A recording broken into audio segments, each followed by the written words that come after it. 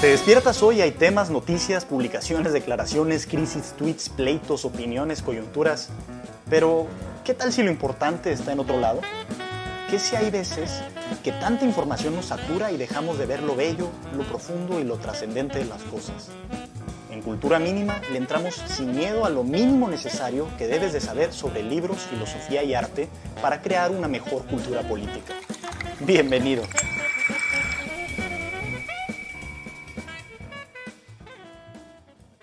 Sean muy bienvenidos a Cultura Mínima número 11. El día de hoy vamos a hablar de un autor que es característico de los nerds, como al parecer nosotros podemos llegar a ser bajo esta premisa de que vamos a hablar de él. Estamos hablando del único e inigualable Tolkien, J.R.R. Tolkien o John Ronald Reuel Tolkien, uno de los más grandes escritores del siglo XX, quien nació en 1892. Normalmente se ve como una cuestión de niños, pero vamos a mostrar en este podcast que nada más alejado que decir que solo es de niños. También es de niños, pero no solo de eso. O quizá, sí, sea solo para gente con espíritu de niño. No sé, vamos a ir viéndolo. Finalmente, este escritor fue filólogo y profesor de la Universidad de Oxford. Es altamente reconocido. ¿Por qué? Porque escribió obras tan famosas como El Señor de los Anillos, que normalmente se cree que es una trilogía, pero en realidad se trata de un libro entero, un libro magnífico, aparte que tiene, híjole, por decirles cosas así en general, una serie de personajes incontables, mapas, lenguajes inventados, aventuras sin igual, etcétera. Es realmente una cuestión impresionante, impresionante por donde la vean. Antes de eso escribió El Hobbit y de manera póstuma escribe, bueno, no escribe él, sino su hijo continúa con su obra y vamos a entrar a ese tema. Para hablar de esto me acompañan gustosamente dos hermanos. En esta ocasión vamos a presentar al mayor primero, porque le corresponde. Alejandro Terán, ¿cómo estás, Alex? Muy bien, Benjamín, gracias. ¿Y tú? Bien, también, bueno, con este segundo intento de grabación, no tendrían por qué saberlo los escuchas, pero es todo un reto grabar podcast, entonces agradecemos que estén aquí escuchándonos. Alex, ahora sí no me voy a equivocar, eres doctor en ingeniería industrial y vamos a hablar de arte, como la vez pasada, vamos a hablar de literatura. Agradezco que estés aquí y presento una vez también a tu hermano, politólogo por el ITAM, creador de Cultura Mínima, lector y recientemente también podríamos hablar de simplemente alguien pelón. Allí está José Antonio Terán. ¿Qué tal, José Antonio? Hola, ¿cómo están? Benjamín, Alejandro, yo aquí como siempre es un placer estar grabando estos podcasts. Como dices, me acabo de rapar porque parece que no hay fin a esta pandemia. Entonces puedo estar en mi casa aquí como si nada y no hay nada más cómodo que no tener cabello. Ahorita estoy viendo aquí en la toma que por la playera que traigo parece que estoy desnudo también. Una disculpa a la gente, no estoy desnudo. Pero bueno, la vez pasada hablamos de una novela sórdida y recalcamos el tema del realismo y ahora parece que estamos contradiciéndonos al hablar de una novela que se le clasifica en general como fantasía.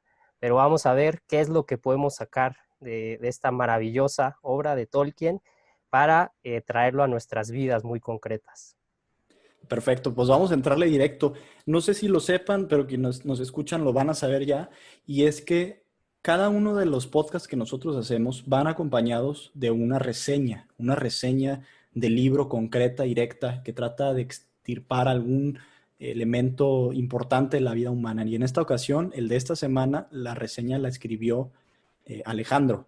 Alejandro Terán escribió una reseña del Silmarillion, esta obra del hijo de Tolkien, junto con su padre, J.R.R. Tolkien. Platícanos un poco de esto, Alex, de qué se trata el Silmarillion, qué podemos extraer de estas obras de fantasía, etcétera. Claro que sí. Como mencionaste, el Silmarillion es la obra de Tolkien que él consideraba la más importante y era la obra de toda su vida. En una carta a su editor, él comenta que ni siquiera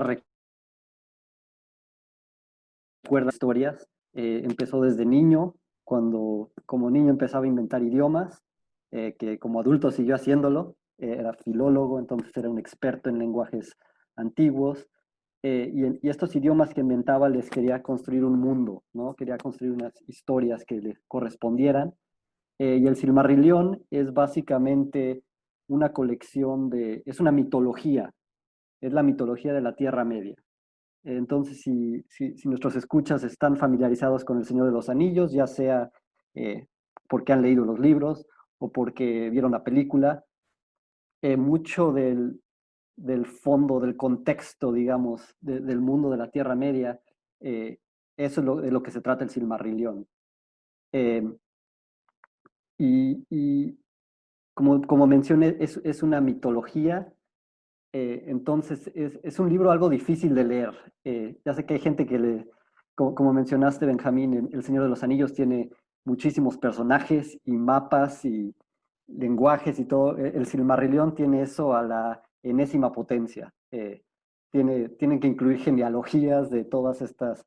Además es súper confuso porque, en ciertas formas, porque a veces habla de elfos que son inmortales. Entonces, te encuentras a un elfo al principio del Silmarillion y en el marco temporal de la historia, ¿no? 5.000 años después, ahí sigue, y ahora ya tiene hijos y nietos y bisnietos y generaciones de descendientes. Entonces se puede volver un poco confuso, pero es fascinante y sobre todo lo que Tolkien, en esa misma carta que mencioné, él habla de que el tema principal del Silmarillion, o hay como tres temas principales. Uno es la caída, o sea, la caída de estas criaturas, de los elfos, de los hombres, etcétera, una caída moral. El tema de la subcreación, del cual platicaremos un poco más, y Quinaria. Y estos tres temas él los está vinculando continuamente. Eh, ¿Y qué queremos decir con subcreación? Tolkien, él mismo, por ejemplo, cuando habla de su propia obra, él dice que él no la inventó, él dice que la encontró, ¿no? Y creo que es una experiencia que muchos artistas tienen, ¿verdad? Esta idea de inspiración. En los griegos escuchamos hablar de las musas, ¿no? Que eran unas diosas que venían y te casi casi te susurraban al oído qué es la obra que creabas, ¿no? Eh, entonces, para Tolkien, este es como que la característica y el privilegio y el don del ser humano es ser subcreador, es decir, que puede, eh, sus capacidades creativas no necesariamente están restringidas, pero están delimitadas o reciben su forma de una realidad preexistente que le antecede a lo subcreador, ¿no? El único, según Tolkien, que es realmente creador sería Dios. Quería justamente preguntarte eso. A ver, en el Silmarillion, eh, ¿cómo se narra esta cuestión de la subcreación? ¿Sucede algo en particular, entiendo? Claro que sí. Entonces, el Silmarillion, te digo, son como varios mitos, ¿no? No es, otra de las dificultades para leerlo es que no es una novela como tal, no es como El Señor de los Anillos, que es una historia continua. Eh, Estas son múltiples, son mitos y luego hay historias que ocurren dentro de este contexto de la Tierra Media, etcétera, y entonces hay como distintos géneros incluso dentro de la misma obra. Pero hay varios ejemplos de esta idea de subcreación. Por ejemplo, primero, y José va a platicar un poco más de esto, la creación del mundo, cómo se crea. Dios crea lo que Tolkien llama poderes, que son, uno pensaría ellos como dioses, que se llaman los Valar, y ellos empiezan a cantar, ¿no? Y lo que están cantando es básicamente ideas que se les ocurren, que, por ejemplo, unos piensan sobre árboles y animales, etcétera, y luego Dios, en este caso que se llama Ilúvatar, eh, lo que hace es que crea ese mundo, ¿no? Él es el que lo crea, pero los Valar participan en esa creación. Eh, Luego cuando aparecen, por ejemplo, los elfos adquieren todas las artes eh, que te puedes imaginar, la música, la literatura, la poesía, etcétera, pero ellos, su participación nuevamente no es que ellos crean de la nada, ellos toman lo que existe y, y su dignidad propia es que lo elevan lo que ya existe. Un ejemplo muy concreto que se menciona en El Señor de los Anillos, de hecho, son los Ents, ¿no? Estos árboles que están vivos y son antiquísimos. Y una de las cosas que menciona es que los elfos fueron los que por primera vez le hablaron a los árboles y en hablar con los árboles los despertaron, ¿no? No es que a ellos hayan creado a los Ents, pero en cierta forma los ennoblecieron y los elevaron y dejaron de ser simplemente seres vivos, pero en cierta forma inertes y cobran una vida más elevada, ¿no? Entonces, esa es la idea de subcreación y el tema de la caída está profundamente conectado con esa idea de subcreación, porque la idea de la caída en Tolkien es precisamente cuando los subcreadores intentan usurpar el poder de creación, ¿no? Y esto ocurre nuevamente en varios niveles, ocurre al nivel de los Valar, hay uno que es, que es el primer ser maligno, ¿no? Todos conocemos Sauron, pero Sauron era el sirviente de Melkor, que era uno de estos dioses. Él se revela precisamente durante la canción en la que se crea el mundo, él empieza a introducir discordancia con los demás.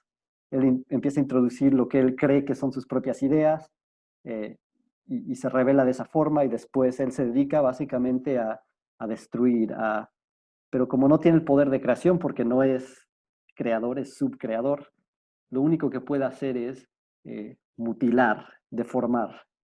Entonces los orcos en esta mitología, ¿no? Que son los personajes estos malvados que uno ve en El Hobbit y en El Señor de los Anillos, ellos originalmente eran elfos, que fueron capturados por Melkor y torturados y deformados hasta que se vuelven esta especie de monstruosidad, ¿no? Entonces, ese es el tema recurrente y lo vemos a nivel de los dioses, lo vemos a nivel de los elfos, lo vemos a nivel de los hombres. Entonces, es un tema recurrente en el Silmarillion. Ok, entonces en la cosmovisión de Tolkien, en la narrativa, digamos, hay un creador y el resto son, en consecuencia, subcreadores. Y el gran drama entonces se da en la posición que toman estos subcreadores respecto al creador. Algunos deciden alabarlo y en ese sentido elevan la creación misma. Algunos otros deciden ser disonantes y en ese sentido generan ruido, maldad en la creación, ¿no? Exacto. Evidentemente, para ya cualquiera que nos esté escuchando, ve las similitudes entre esta narrativa y uno de los mitos más antiguos, ¿no?, de toda la humanidad, que está plasmado en Génesis.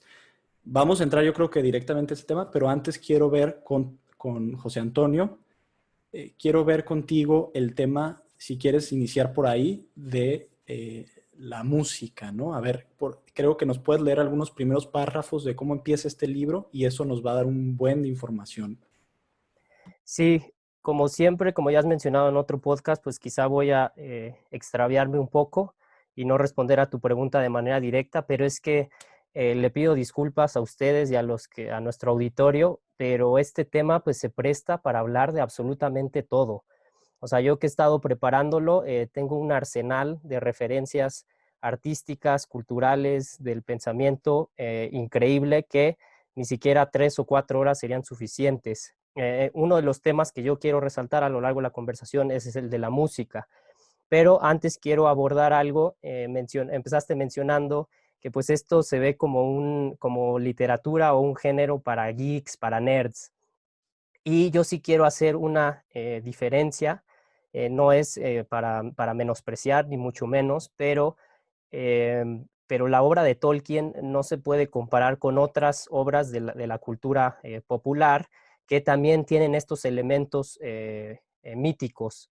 Un ejemplo claro es Harry Potter. Harry Potter tiene, por ejemplo, un personaje que es un elfo y evidentemente no es para nada los elfos que vemos en la obra de Tolkien. Ese Dobby que es un sirviente y que si le das un calcetín queda libre, no tiene nada que ver con esta noción de Tolkien. Ahora, en el podcast pasado hablamos de realismo y también alguien podrá pensar que entonces nos estamos contradiciendo porque ahora estamos hablando del mundo de fantasía. Yo nada más quería aclarar rápidamente que desde el podcast pasado con el concepto de realismo no nos referíamos a un género artístico con pautas determinadas, que podría ser la literatura del siglo XIX, la novela realista, naturalista, etcétera, ni tampoco nos referimos a una idea de atenerse solamente a ciertos temas que son clasificados como realistas de antemano, que esos temas excluirían la fantasía, la ciencia ficción, etcétera, sino nos referíamos a una forma de ver y pensar que busca entender la realidad, que esta realidad es compleja y en toda su profundidad y cualidad objetiva. Es decir, nosotros con el realismo no nos cerramos, sino al contrario, vemos todos los fenómenos que implica la existencia humana y la existencia en general. Y eso involucra la poesía, el arte, la pintura, etcétera. Entonces, desde el pasado lo comentamos, un cuento, una pieza musical, una pintura, te pueden decir mucho más de la realidad que un estudio científico que está cargado de prejuicios materialistas y simplistas, etcétera. Entonces, en ese sentido, la obra de Tolkien te dice mucho más que lo que comentamos en el podcast pasado y lo que veremos ahorita, que haremos un recorrido filosófico de cuál es esa concepción de la vida en la modernidad, que es una visión muy reduccionista. Entonces, que genera deformaciones, de hecho, de la visión. Entonces, a eso es a lo que me refiero yo cuando digo que algo no es realista, a ese movimiento del pensamiento que busca simplificar, reducir, acotar el universo a partir de una clasificación, ¿de acuerdo? Y lo vimos que en el caso de la política eso llevaba a ideología, abstracciones, modelos, que si se fijan lo que buscaban es imponer ese modelo a la realidad, en vez de lo contrario, ver la realidad y extraer modelos que se puedan usar para transformar el mundo. Entonces, yo quisiera leerles el principio del Silmarillion para que se hagan una idea de lo que nos regala Tolkien. Porque como dicen, no es una novela en sí, no es una historia lineal, sino una serie de relatos y en ese sentido pues se parecen a mitologías de otro tipo.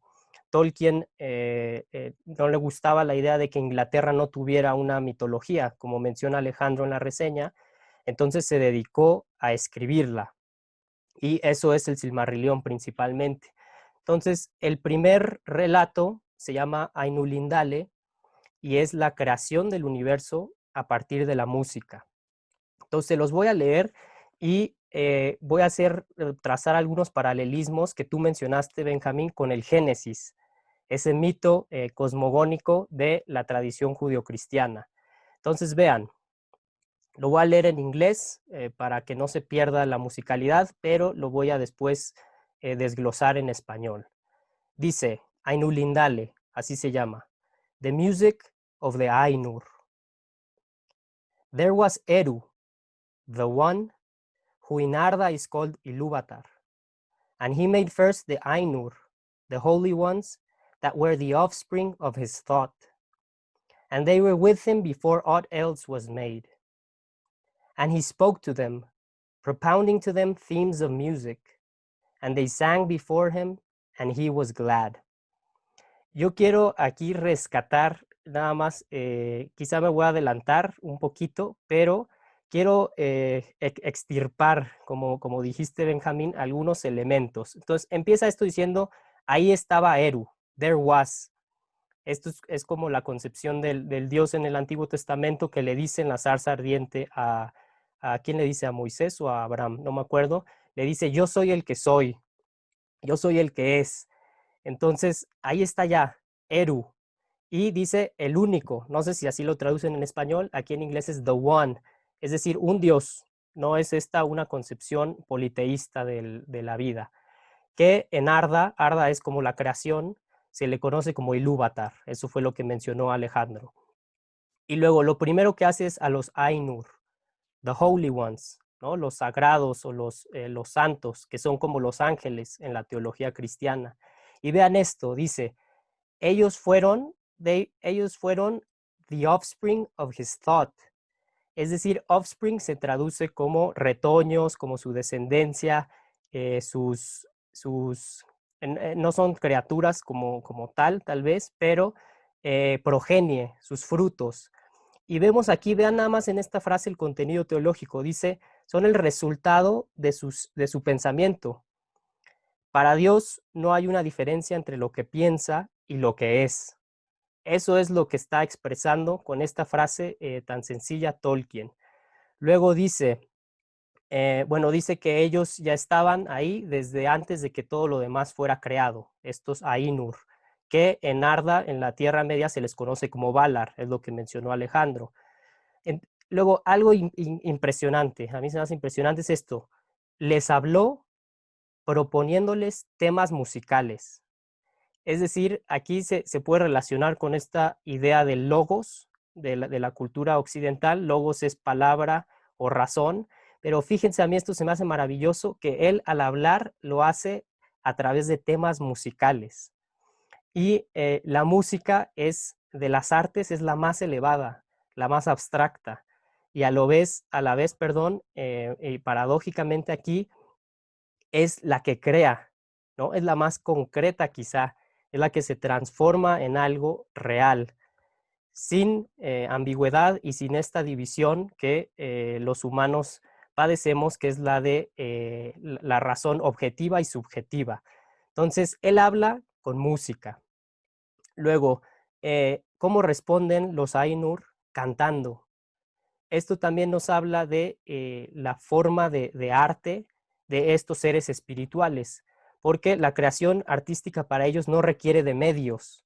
Es decir, ellos no se juntaron como en una orquesta y tenían instrumentos con los que generaban esa música, que más adelante, de hecho, dice Tolkien que sus voces sonaban como instrumentos, y menciona algunos en específico como trompetas, etcétera, pero esto distingue la subcreación de estos seres con la subcreación que sería de los seres humanos, que sí está mediada por instrumentos, por artefactos. Y finalmente, dice, los Ainur cantaron y él se complació. Es decir, Eru o Ilúvatar se mostró complacido, satisfecho con esa obra. Y esa obra en la que participaron estos seres libres. Eso tiene resonancias tal cual en el Génesis, que como recordarán, Dios está creando, y después de que crea cualquier cosa, ya sean las plantas, la luz, dice que se sentía satisfecho.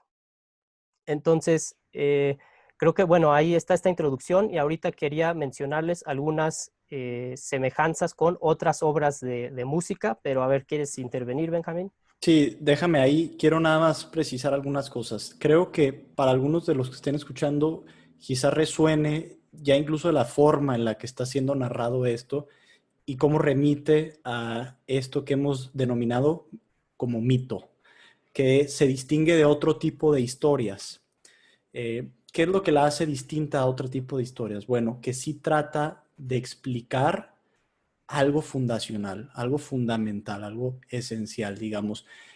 Trata de explicar, quizá no de, y eso es importante siempre, ¿no? Mencionarlo, no de manera científica, o sea, esa es una de las grandes confusiones de nuestra época, que creemos que estas grandes historias eran nada más cuentos ahí como, ya sea simplemente porque no había mejores maneras de expresarse o porque eran recursos que tenían las clases altas de aquella época para dominar a otros seres, pero no, o sea, nada más equivocado, ¿no? Hay estudiosos que hablan del ser humano como fundamentalmente un ser mitológico, ¿no? Un ser que recurre a los mitos para explicar su realidad. Y aunque parece que no, nuestra época está plagada de mitos, ¿no? Y una de las cosas que quiero que hablemos es justamente cómo está plagada de mitos malos, de mitos desabridos, mitos que no incluyen quizá esta musicalidad, ¿no?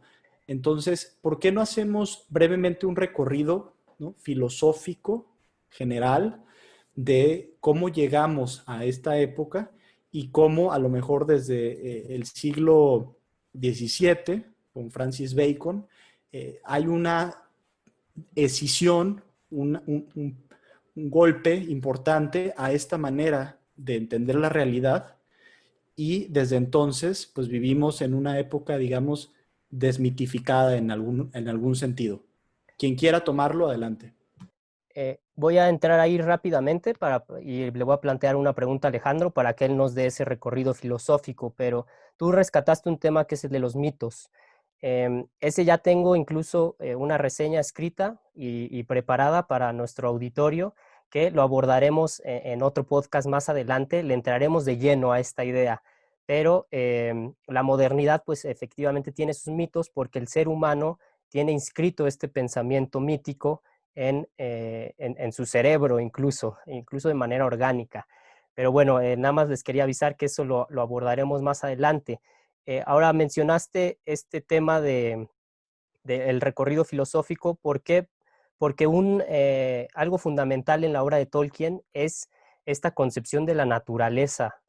Como mencionó Alejandro, está el ejemplo de los Ents, y vemos que en la actualidad, en realidad, la naturaleza es solo dos extremos, ya sea una materia inerte para ser explotada, o por otro lado vemos que sí se están reviviendo ciertas espiritualidades que la ven como la madre naturaleza, etcétera.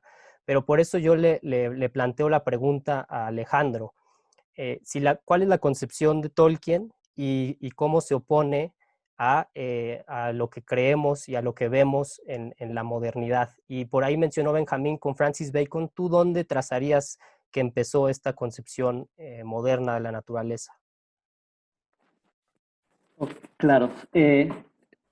Una cosa que hay que tener en mente es que Tolkien, su forma de pensar, él estaba inmiscuido en las mitologías nórdicas, ¿no? Esa era su área de especialización, lenguajes antiguos, pero también está el aspecto religioso. Él era católico, y él estaba también enraizado en esa cultura judeocristiana, ¿no? Él mismo cuando habla de mitos, él siempre dice los mitos. Él tiene una visión positiva de los mitos. Los mitos lo que hacen es comunicar verdad. Eh, no todos, puede haber mitos equivocados, puede haber mitos errados, pero la idea de un mito es finalmente comunicar una verdad profunda, ¿no? Entonces estamos hablando de realismo hace rato. La idea de un mito es eh, revelar la realidad más profunda de las cosas, ya sea del universo o de algún aspecto de la condición humana, etcétera, ¿no? Eh, entonces, ¿qué visión tiene de esto de naturaleza y demás? Pues hay que remontarnos a la filosofía clásica, que es la filosofía premoderna. Y ahí, ¿cuál es la noción? Aquí quiero conectar varias ideas, algunas de las que platicamos la última vez que estuve en el podcast. Hablamos del bien, ¿no? De la objetividad del bien, hablamos de que la razón no es simplemente, la separé, ¿no? Dije, hay dos movimientos en la razón. Uno que en latín se llama ratio, que es, digamos, los brincos lógicos o los pasos lógicos. Y está intellectus, que es la visión de la verdad. Entonces, ese intellectus es la meta, ¿no? Ratio está ordenado hacia intellectus. Intellectus es nuevamente la contemplación de la verdad, de la realidad como es. Entonces esa es la idea que tiene Tolkien, y pueden ver cómo se alinea perfectamente con la idea de subcreación, ¿no? La subcreación es precedida por una realidad que está ahí, que tiene su propia estructura, su propia lógica, sus propias características, etcétera, ¿no? Intellectus lo que hace es contemplar eso. Usamos la ratio para llegar ahí, ¿no? Esa es parte del aspecto filosófico. Lo que pasa con el paso del tiempo, y creo que Francis Bacon es como que él es representante más claro de este rompimiento, ¿no? Pero creo que le antecede, tiene antecedentes que van hasta la Edad Media. Lo que pasa es que se deja, cuando se empieza esta concepción contemplativa del intelecto, se empieza a perder precisamente porque se empieza a deshacer nos empezamos a deshacer de la idea de naturaleza. ¿Y qué queremos decir con naturaleza? En la filosofía clásica, la naturaleza de las cosas, digamos, la naturaleza humana, la naturaleza del perro, la naturaleza de, etcétera, es eh, todo el conjunto de características, de potencialidades, de habilidades, bienes que le son propias a cada cosa por el hecho de ser lo que es, ¿no? Entonces obviamente requiere una delimitación hay distintas clases de cosas en el mundo y cada una tiene sus características y sus potencialidades y hay cosas que son buenas para uno que no necesariamente lo son para otro, pero todo está enraizado en una realidad, en la realidad de lo que son. Esa idea se empieza a perder y creo que, una parte importante donde se pierde eso es en la Reforma Protestante, por ejemplo, con Lutero, en la tradición cristiana anterior a la Reforma Protestante, la idea de naturaleza, la naturaleza humana, por ejemplo, siempre se concebía como buena, aunque estaba herida, ¿no? La caída del hombre no corrompe totalmente a la humanidad, pero daña o hiere a esa naturaleza. Y ese es un tema que Tolkien continuamente trae a colación, ¿no? Que la naturaleza humana no está completamente corrupta y de hecho ha sido redimida. Con Lutero lo que él introduce esta idea de depravación total. Para él el pecado original, completamente corrompe la naturaleza humana y por ende toda la naturaleza, a tal grado que la gracia, ¿no? Cuando la salvación y demás, eh, no es, no eleva esa naturaleza, simplemente justifica, ¿no? Entonces Dios te va a tolerar ¿no? Según Lutero, por el sacrificio de Cristo, Dios Padre te va a aceptar, pero tú no has cambiado en lo más fundamental.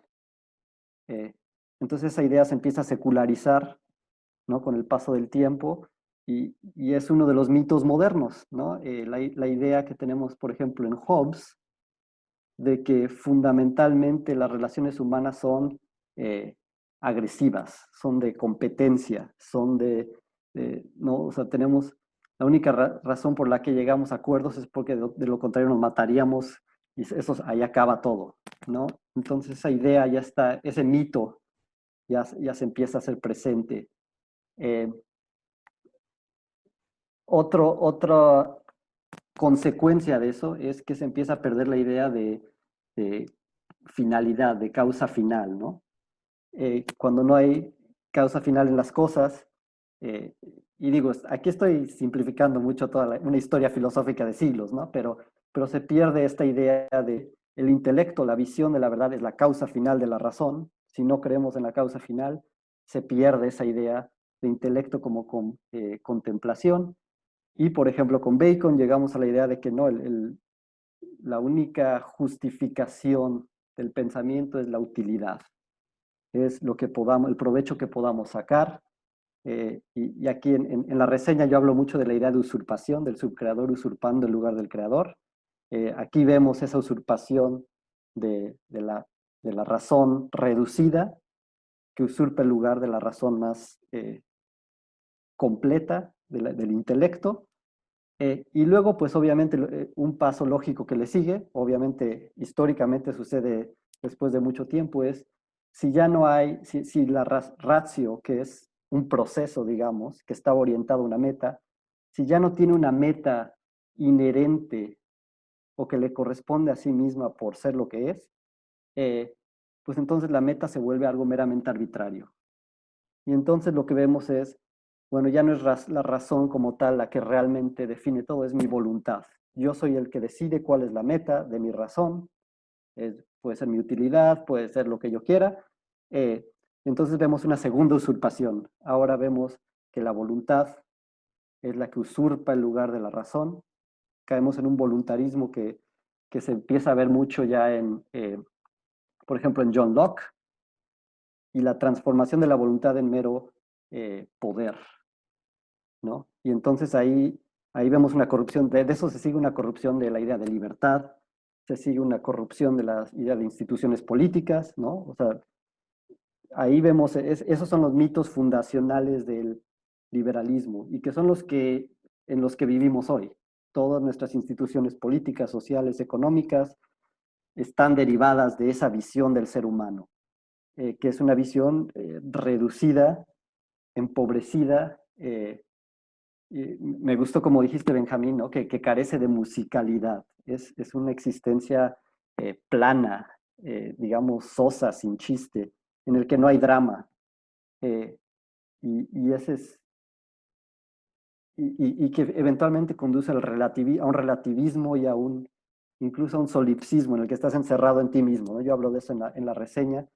Estamos encerrados en nosotros mismos y ya no podemos, conforme se sigue la idea filosófica, ¿no? Llegamos a Hume, que dice, no, pues ya no podemos entrar en contacto con la realidad, no podemos demostrar que las causas existen, que para cualquier persona que no ha estudiado filosofía dicen eso es absurdo y tienen toda la razón, es absurdo. Eh, pero ese es el estado en el que estamos hoy, ¿no? Intelectualmente, eso se extiende a las artes, se extiende ¿no? Las artes se vuelven mera expresividad de lo que yo llevo adentro, pero ya no están en contacto ya no hay criterios de belleza, ya no hay criterios de verdad, eh, a la moralidad, a la vida social, etcétera, etcétera. Entonces podemos ver cómo ideas tan metafísicas y tan abstractas tienen consecuencias prácticas y reales, ¿no? Espero un poquito más adelante hablar un poco de tecnología y cómo esto se manifiesta precisamente en la tecnología moderna. Pero les paso la palabra para que continúen. Gracias, Alejandro. Sí, ahí yo nada más quiero comentar que justamente la noción de mito no es solamente que el mito vaya variando a través del tiempo según las distintas nociones de la época. También sucede que mitos antiguos, los mismos mitos, se reinterpretan en épocas sucesivas, ¿no? Uno de estos que se me viene a la mente y es relativamente conocido es justamente el mito de Sísifo. Y es retomado por Albert Camus, ¿no? En el siglo pasado, y donde habla justamente de esta noción desesperante, de una noción también raquítica, por ponerla de alguna manera, de la libertad humana, una libertad condenada a, como Sísifo, cargar una piedra incesantemente hasta la cima de una montaña, y cuando llega a la cima vuelve a caer la piedra. Creo que te habla de ese espíritu de insaciabilidad que hoy en día se exacerba en la sociedad de consumo que también vivimos. Y también creo que es un mito nuevamente oscuro, ¿no? Un mito en donde un escritor francés, ¿no? De renombre trata de colocar la existencia humana en un plano eh, inferior definitivamente, ¿no? En el que de alguna manera estamos siempre inmersos en la desesperación, en el sinsentido, y bueno, estas cosas resuenan en los espíritus de las personas que vivimos en estas épocas, ¿no? Creo que es uno de los autores que ha tenido, solamente por ponerlo en términos así como pragmáticos, uno de los más influyentes en términos de filosofía, de ventas de libros, etcétera. Es lo mismo que vemos en su obra de El extranjero, ¿no? Un Mersault, un personaje totalmente vaciado de cualquier tipo de consideración moral, ni siquiera se desespera, todo es indistinto y al mismo tiempo él es indiferente ante la creación, digamos, ¿no? Ante todo lo que sucede a su alrededor, incluyendo lo más esencial que es su madre, ¿no? Y por eso lo condenan, etcétera. Hay muchas cosas que se pueden explorar por ahí. Nada más quería hacer eso, ¿no? Decir, los mitos siguen presentes, ya nos diste una idea de nuevos mitos, hay mitos mucho más contemporáneos que siguen recayendo en estas ideas y parece, ¿no? Da la impresión de que nuestra época cada vez va aceptando e interpretando los mitos antiguos de una manera cada vez quizá más pueril y al mismo tiempo como más insípida y más desesperante. Parece que carecemos de eso. No quiero dejar un mal sabor de boca. Terán, ¿qué ves tú en todo esto que estamos comentando?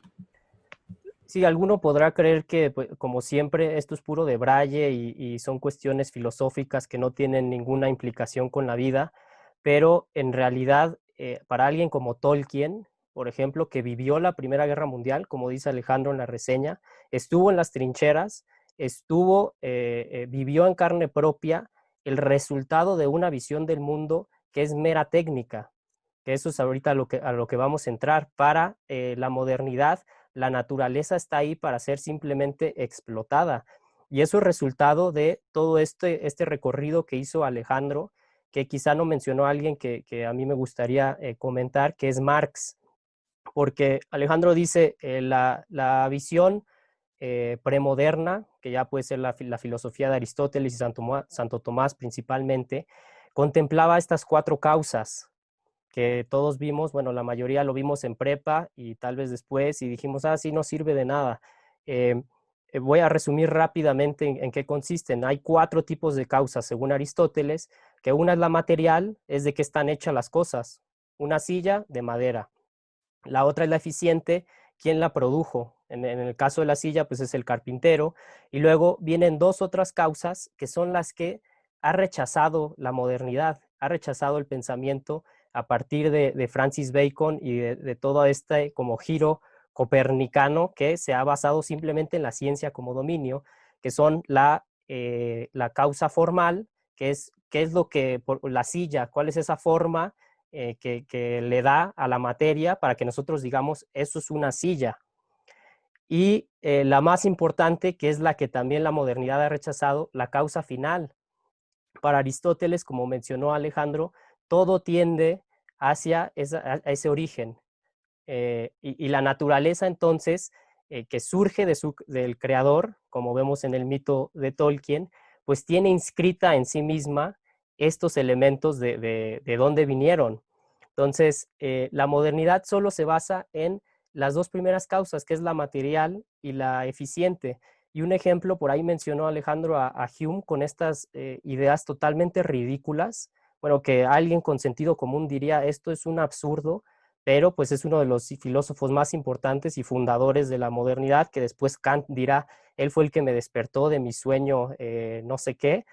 Eh, yo sí recuerdo cuando lo vi en clase, este hecho de que Hume dice, tenemos 2 fenómenos o 2 cosas, imaginemos que hay un ladrillo tirado en el suelo, tú sales y ves un ladrillo ahí tirado, y él dice, no hay razón para determinar que ese ladrillo está ahí porque se cayó, porque tú puedes voltear como ser racional, tú volteas y ves que en el techo pues falta el ladrillo y tú haces esa conexión, el ladrillo se cayó de ahí.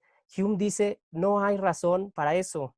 Es decir, se mete incluso a destruir lo básico del ser humano, que es la inteligibilidad de las cosas. Y él por eso se le conoce como el padre del escepticismo, pero yo les digo, o sea, ¿a qué lleva eso? ¿En qué puede degenerar? Quizá para Hume pues era algo ingenuo, para Hume nada más era filosofía, pero ese tipo de nada más ver las causas materiales y eficientes, pues degenera en la Primera y en la Segunda Guerra Mundial, es decir, en destrucción. ¿Por qué? Porque la naturaleza se ve nada más como materia inerte. Y eso es la ciencia que ha permitido el avance y todos los progresos de la tecnología. Entonces, eso tiene repercusiones en la vida. Ahora, un mito que tal vez no han abordado es el del mito del ser humano. Si tú rechazas la noción de naturaleza, eh, como con esta causa final, de repente también llegas a la noción de Marx, de que todo es praxis, todo es manipulación, todo se forja en el momento, incluso el pensamiento. O sea, él reacciona frente al idealismo y frente a nociones que algunos podrán decir, pues sí, son puro de braille, filosofía que no tiene ninguna repercusión en la vida, y se va al extremo que dice, todo es acción. Y eso es lo que vemos en la actualidad. El ser humano también se considera que todo él se forma y ya no aprecia lo que le es dado, que esa es la noción de creación que vemos en el Silmarillion y vemos en las religiones, en la tradición judeocristiana, eso de que la creación ha sido dada. Y un ejemplo muy concreto en la obra de Tolkien, en El Señor de los Anillos, de cómo se ve esto, estas nociones filosóficas, es con Saruman y los Uruk-hai. No sé si lo recuerden, los Uruk-hai son todavía una especie más avanzada, más fuerte, creada en serie por Saruman de orcos. Y en las películas recordarán esas tomas cuando los sacan, así como que los crean en fábricas. Y eso es lo que sucede con una concepción de la naturaleza en la que tú ya no estás abierto a recibir, a contemplar, a escuchar, sino solo a crear. Y podemos recordar que los Ents entran a la guerra, al menos en la película, al ver cómo Saruman destruyó el bosque. Entonces, vemos que está este tema incluso del ambientalismo, que es uno que en la actualidad pues repercute mucho en nuestras mentes